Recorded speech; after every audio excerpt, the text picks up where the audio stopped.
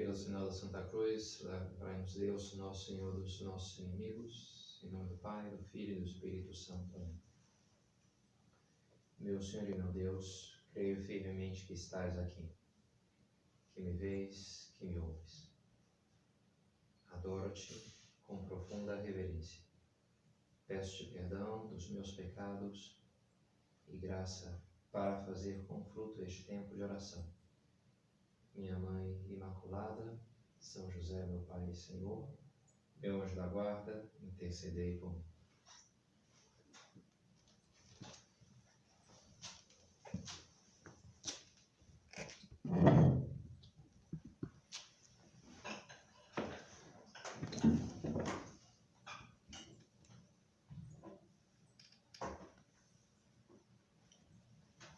Ego sum via veritas et vita.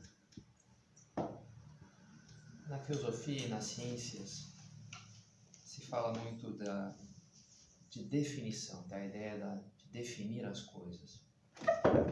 É muito importante, né? Delimitar de que eu estou falando, como você define, como é que você entende essa ideia. Algumas coisas são mais fáceis de definir do que outras. Tem coisas que são difíceis de definir. Engraçado, até no cálculo 3, acho que era, né, professor começando lá, começou a definição dos números, né? Os números naturais são aqueles, os números inteiros, os números... E uma hora ele falou uma coisa que... Ele falou, os números racionais são os que podem ser escritos na forma P sobre Q, onde P e Q são números inteiros. E os números reais são os números que podem ser escritos na forma P sobre Q e os que não podem ser escritos. E aquilo foi uma violência para o meu sentido lógico de falar. Essa definição não faz o menor sentido, porque é como dizer, Porto Alegrense é quem nasceu no bairro do Rio Branco ou quem nasceu em outro bairro de Porto Alegre. Bem, então, diz só para quem nasceu em Porto Alegre, vai, né, nem dizer quem tem uma condição inegada, né? As pessoas são as pessoas que têm mais... Quem que são os seres humanos? São aqueles que têm mais de 1,70 m e os que têm igual ou menos. Bem, então não faz sentido pôr uma condição. E me disseram, não, porque é difícil definir os números reais, é um negócio bem complicado. Então, muito bem, tem coisas que são difíceis de definir. É possível definir uma pessoa? Bem difícil, né? E, no entanto, Nosso Senhor dá várias quase definições de si mesmo. E é uma coisa que eu tenho explorado mais esse tempo. Em concreto, pesquisei um pouco e achei 7 frases ou 7 momentos no Evangelho de São João, sobretudo, em que ele diz: eu sou isso, eu sou aquilo. Nos outros 3 evangelhos, nos sinóticos, ele só se define de uma maneira, assim: eu sou o Cristo, né? A única maneira que ele... Agora, no Evangelho de São João tem várias: eu sou o caminho, a verdade, a vida, eu sou a ressurreição e a vida, eu sou o bom pastor, eu sou a videira verdadeira, eu sou o rei. Vai falando de várias maneiras, a gente encontra várias espécies de autodefinições de Cristo. Ok, talvez mais que uma definição seria descrições, né? Mas, ao mesmo tempo, Jesus parece estar indicando aqui coisas muito profundas da essência da sua vida, da sua missão, né? E hoje eu queria trazer para a nossa reflexão, sobretudo, essa espécie de autodefinição de Nosso Senhor, que deu muito pano para manga, talvez a que mais deu, né, para a reflexão cristã ao longo dos séculos. Eu sou o caminho, a verdade e a vida, uma definição tríplice, né? Via veritas et vita. No latim até o via está dentro de vita, põe um T a mais ali, já dá via, vita. E o vita está dentro de veritas também. Não é engraçado, né? Assim, em termos de as letras, né? Veritas, né? Vita. O caminho, a verdade e a vida. Para que a gente reflita sobre o papel de Nosso Senhor na nossa vida, nossa relação com Ele, que é algo, enfim, absolutamente central do nosso caminho de cristãos, né? Seguir a Cristo, discípulos de Cristo. O caminho. Estou gostando desse livro desse samurai japonês, o Musashi, uma homenagem ao Padre Rubens, que não está aqui pregando esse recolhimento, como é o habitual, né? Citar o japonês. Ele se converte, entre aspas, à graça a um monge, Takuan.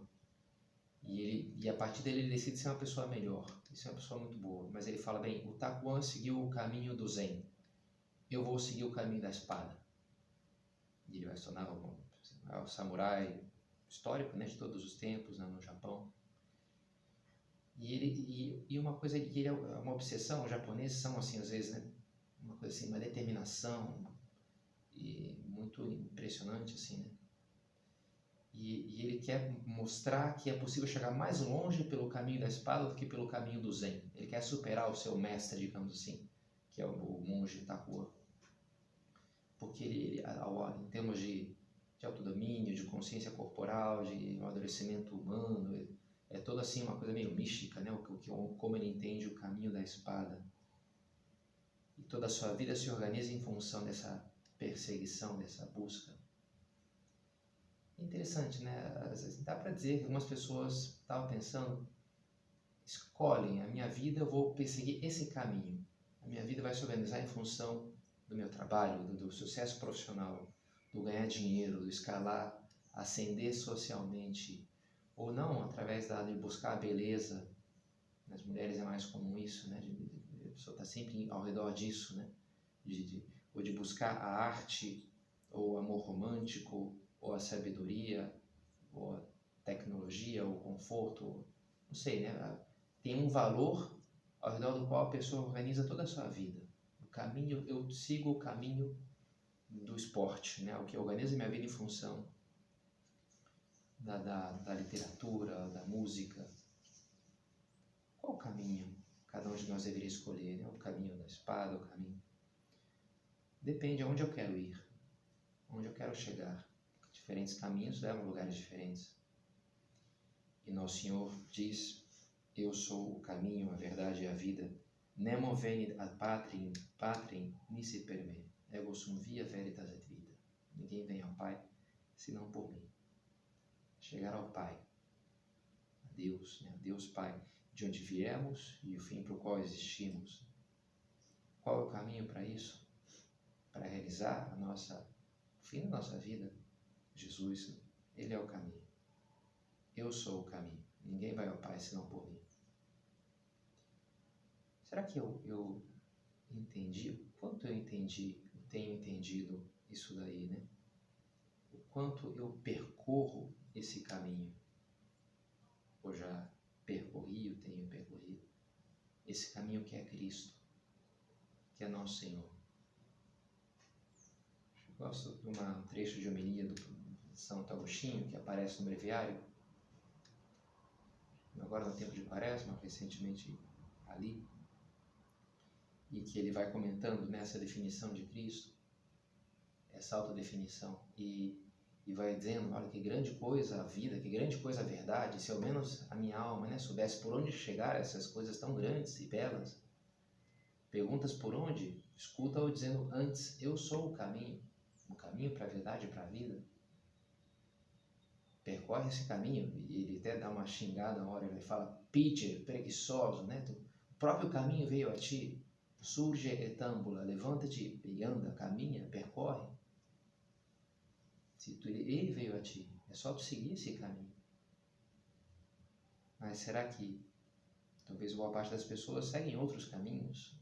O meu caminho é outro, o meu valor é outro, a minha vida está organizada em função de um outro valor, de uma outra coisa. Deus é um elemento, mas não é o caminho que eu escolhi seguir na minha vida.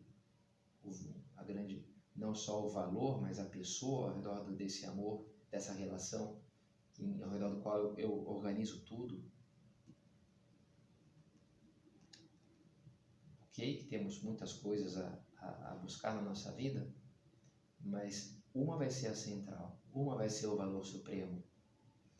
E ele há de ser, buscar primeiro o reino de Deus e sua justiça, tudo o resto será dado por acréscimo. Tudo o resto, São Paulo, aos Filipenses, né?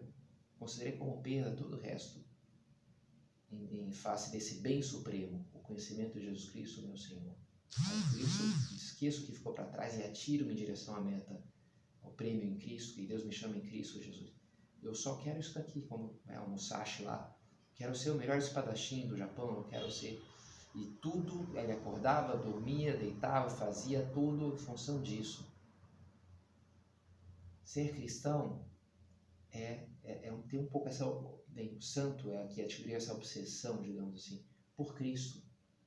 Por olhá-lo, por segui-lo, por persegui-lo, por estar perto dele, por amá-lo. Isso é.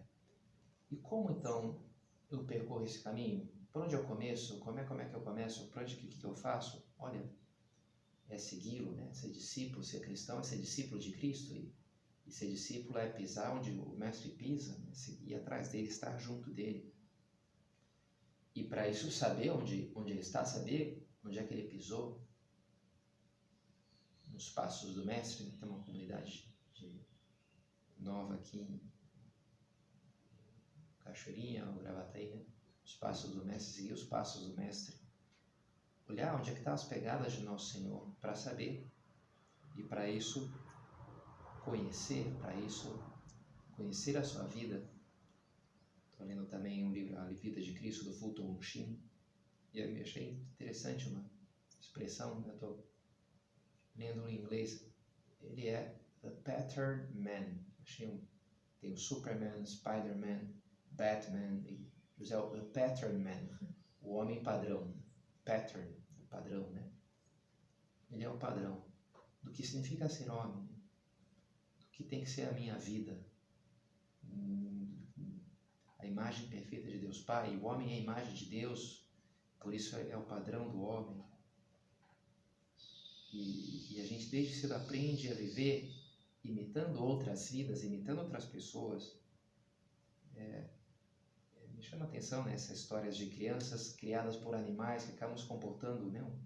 Tem vários casos assim, né, que são animaizinhos, porque o homem ele é plástico, o animal não, né? O animal criado entre seres humanos não se comporta como um ser humano, se comporta como um cachorro, como que for. Agora, o homem não, ele se comporta como um lobo se ele foi criado entre lobos, né? Ou como um urso. A gente aprende olhando, a gente precisa imitar como falar, como andar, como brigar, como gritar, como correr. A gente precisa olhar para Nosso Senhor, para aprender a ser cristãos, para aprender a ser homem em última análise.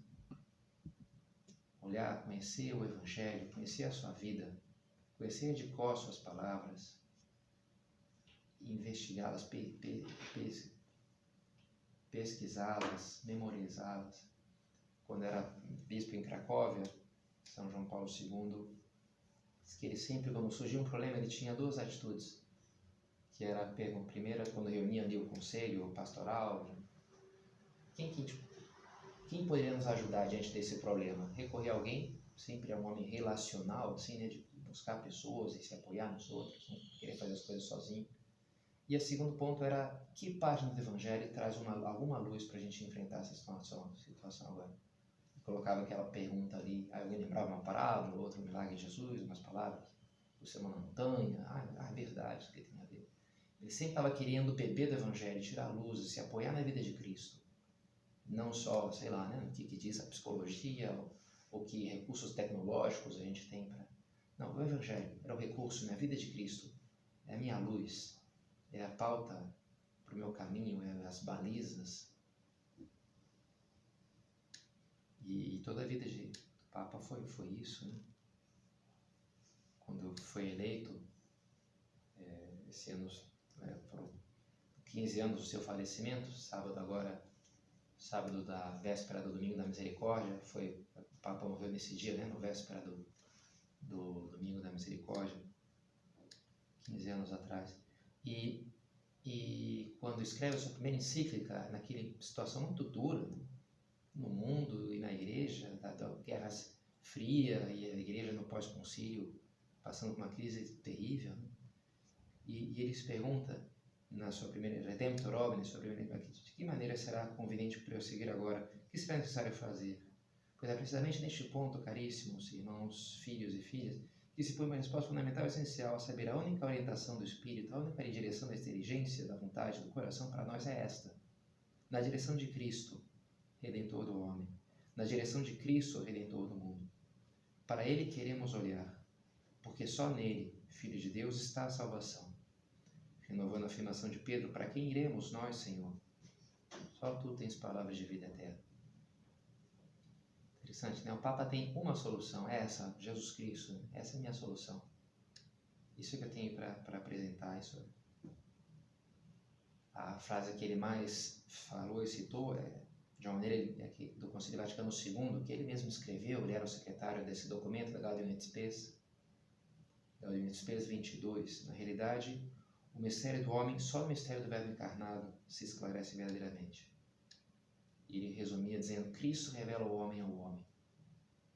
Essa fórmula que é tão típica do magistério do Papa João Paulo II, ele citou diretamente 2.000 vezes, indiretamente mais de 10.000 vezes. Cristo revela o que ele é a explicação do teu viver. O Papa não chegava dizendo, eu sou Papa, eu mando, se tu não me obedece, vai para o inferno. Não chegava com assim um argumento de autoridade, chegava, olha, eu sei que tu tens problemas, que a tua vida é um drama, é um enigma para ti, pois olha, eu sei a resposta.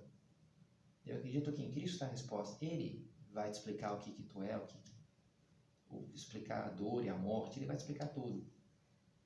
Todos os componentes da vida humana. Nele está a solução, ele é a resposta. Cristo revela. É para ele que a gente tem que olhar. Nele estão todas as respostas. In quo sunt omnes thesauros sapientiae et scientiae abscondit, escreve São Paulo. Nele estão todos os tesouros de sabedoria e de ciência escondidos. Em Nosso Senhor. Papa Francisco, citando agora o Papa Bento XVI, em definitiva, a verdade é uma pessoa, Jesus Cristo. Eu sou o caminho, eu sou a verdade. No caminho passamos para a verdade. A verdade é uma pessoa, Jesus Cristo. E o encontro, a verdade é esse encontro com Cristo. Por isso, caminho e verdade, né? As duas coisas estão unidas. Para eu enxergar a verdade, eu tenho que percorrer o caminho. Percorrendo o caminho que eu encontro a verdade. Surge et ambula. Tu queres chegar na verdade? Uma grande coisa, o que é a verdade? Perguntava a Pilatos. Quid est veritas? E tinha diante de si aquele que veio para dar testemunho da verdade, porque ele mesmo é a verdade.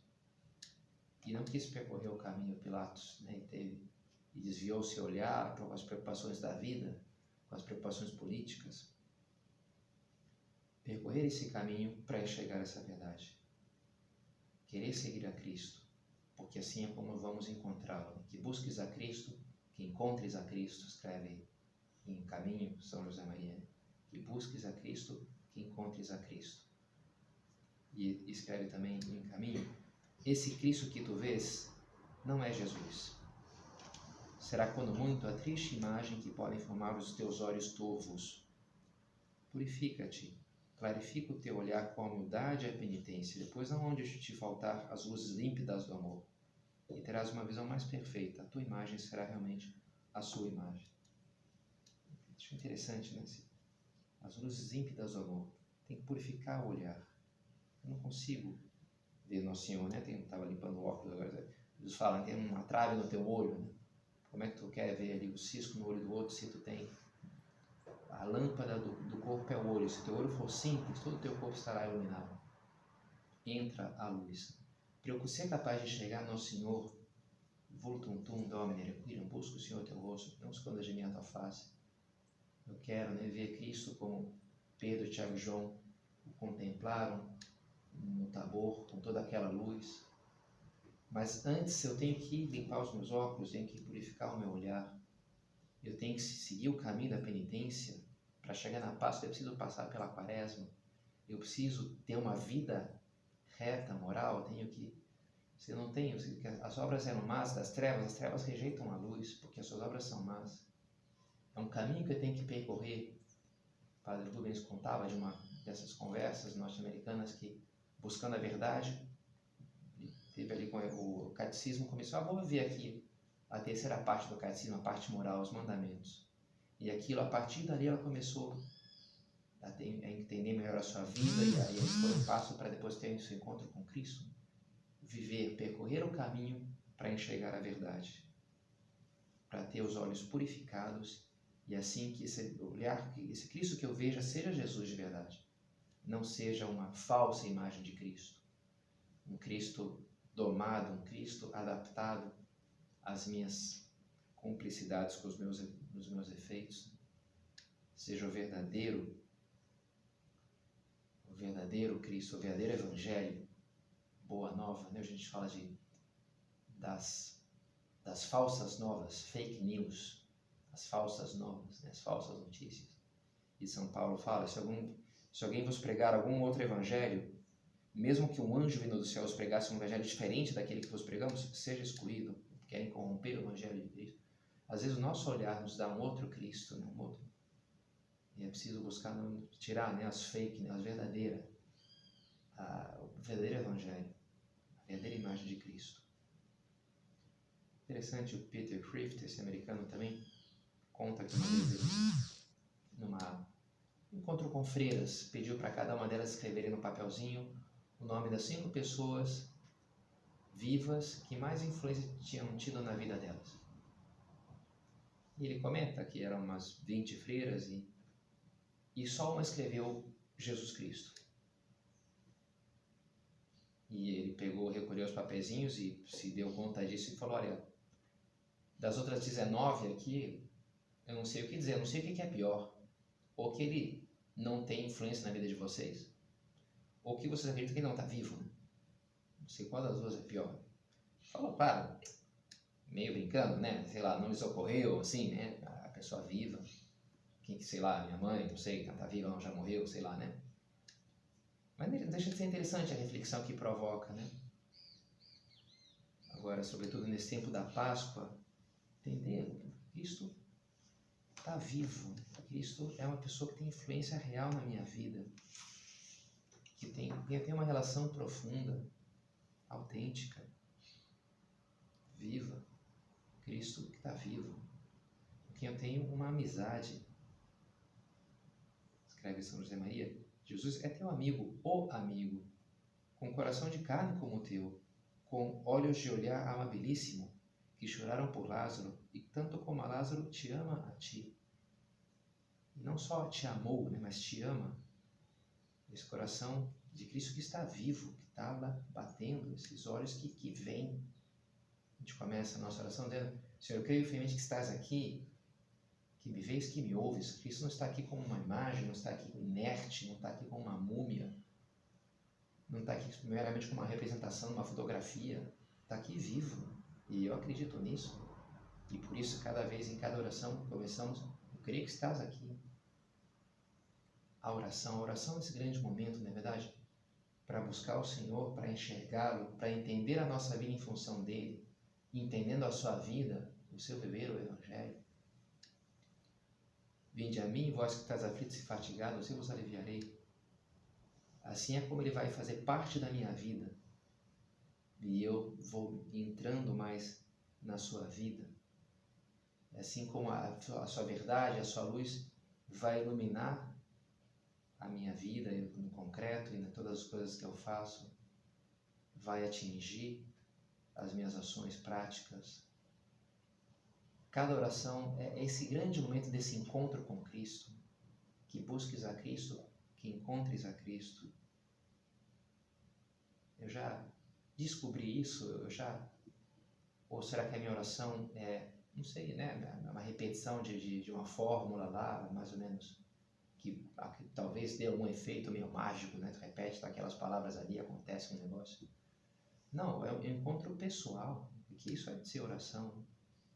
Esse falar com o nosso Senhor, me colocar diante dele, creio que está aqui, que me vês e que me ouves, por isso eu estou aqui também, e por isso eu quero dirigir o meu olhar da minha alma para ti, e por isso eu quero te falar, e quero te ouvir também, porque me ouves e quem sabe queres me dizer algo agora, né?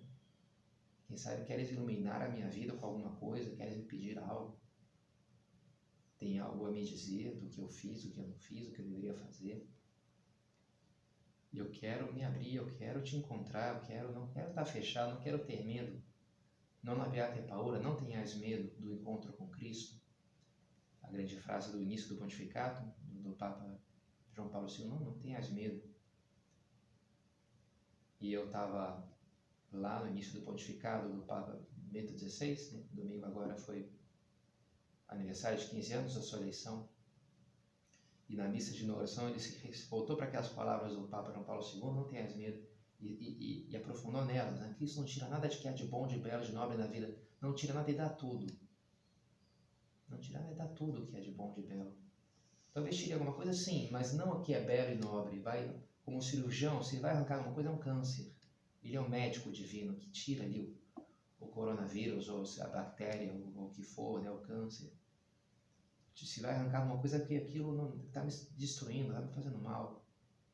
Porque ele quer o meu bem, porque ele me ama. E por isso não tem que ter medo de buscar um encontro profundo com o nosso Senhor, de abrir os meus olhos, de purificar o meu olhar, de fazer oração de verdade, de ter um encontro profundo com Ele. Que busques a Cristo, que encontres a Cristo, que ames a Cristo. Essa verdade que é Ele, que ilumina a nossa vida, não é uma mera teoria abstrata. Algumas pessoas fazem, né? Alguns exegetas fazem essa leitura da Bíblia. Kierkegaard dizia, como uma pessoa que lê ali essa leitura fria, a pessoa que vê um espelho e um cientista analisa o tamanho do espelho, o comprimento e o material, mas não se olha no espelho, que é o objetivo do espelho. Ele dizia, né, a Bíblia é isso, é para tu ver a tua vida ali, é uma coisa para deixar meio perturbado, porque tu cair na consciência que tu não está, sei lá, amando teus inimigos, dando outra face, sendo pobre em espírito, puro de coração, não está tendo fome e sede de justiça, e aquilo deve te inquietar, como não ficar analisando ali a palavra que usou, também ótimo, na medida que isso dê vida àquilo e um impacto, né? Cristo não é uma verdade fria, matemática, mas é algo prático, é uma verdade para mim que ele comunica, é algo vivencial, que o Evangelho, eu vou incorporando aquela mensagem, vou experimentando. Eu sou a verdade, eu sou a vida. Aqui a gente entra no terceiro e último ponto dessa autodefinição de Cristo. Esse Cristo que está vivo, que é a vida. Uma outra autodefinição dele é essa que ele dá a Marta. Eu sou a ressurreição e a vida. Ego sum resurrectio et vita.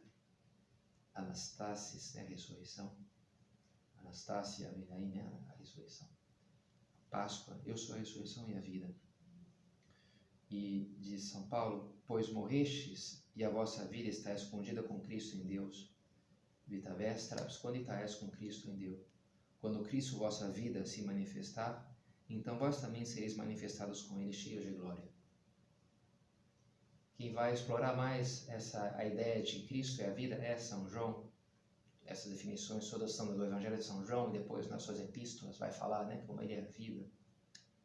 Mas quem vai falar mais de como isso atinge a vida do cristão é São Paulo. São Paulo se fala da mística paulina, e que é isso, ele explicando a relação do cristão com Cristo, e primeiro falando da sua relação com Cristo como uma relação vital, orgânica.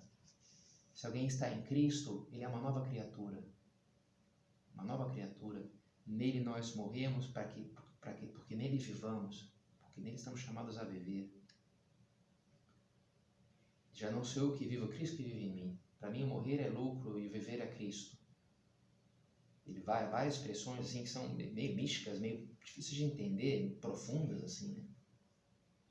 Mas que querem retratar, descrever o que é a vida do cristão, que é o próprio Cristo, é Cristo que é a vida, é participar dessa vida, essa vida eterna, essa vida em abundância, que já agora podemos viver. E estamos chamados a viver edificados em Cristo, diz São Paulo, mas enraizados nele. Como um enxerto, né? Ele usa essa imagem de várias formas, várias passagens.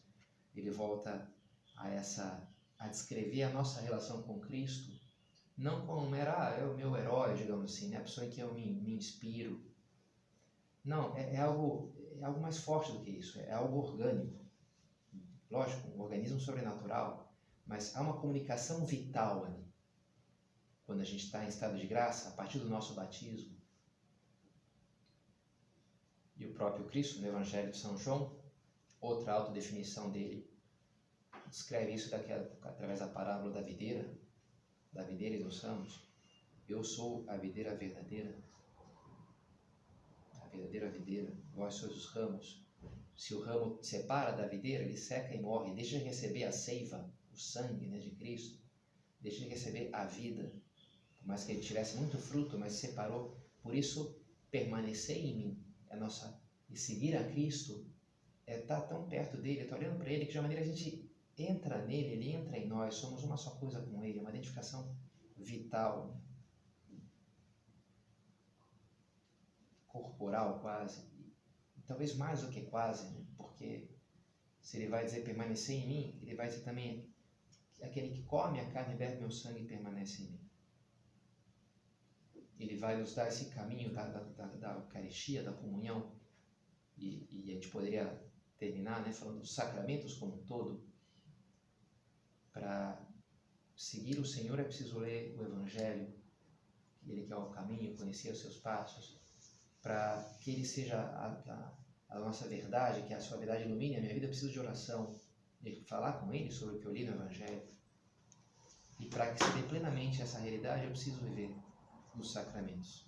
Essa união vital com Cristo começa a dar-se quando somos batizados, e depois, né, quando nos somos crismados, quando nos confessamos, e o ápice na Eucaristia, que vamos falar mais na segunda meditação.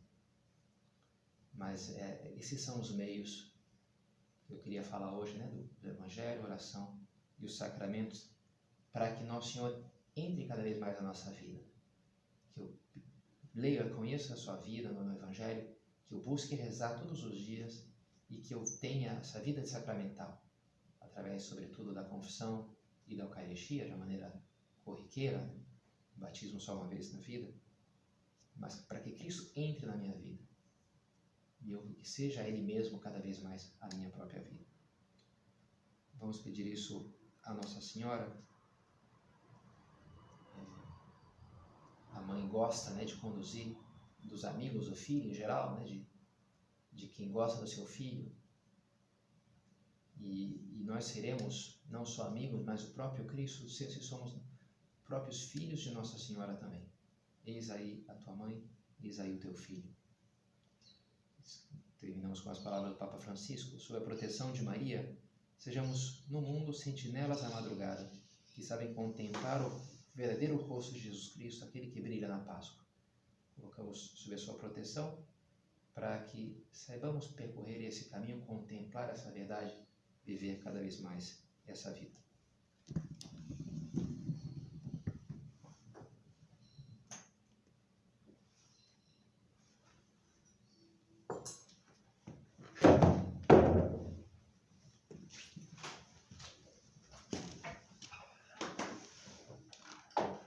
Dou-te graças, meu Deus, pelos bons propósitos, afetos e inspirações que me comunicaste nessa meditação. Peço-te ajuda para os pôr em prática.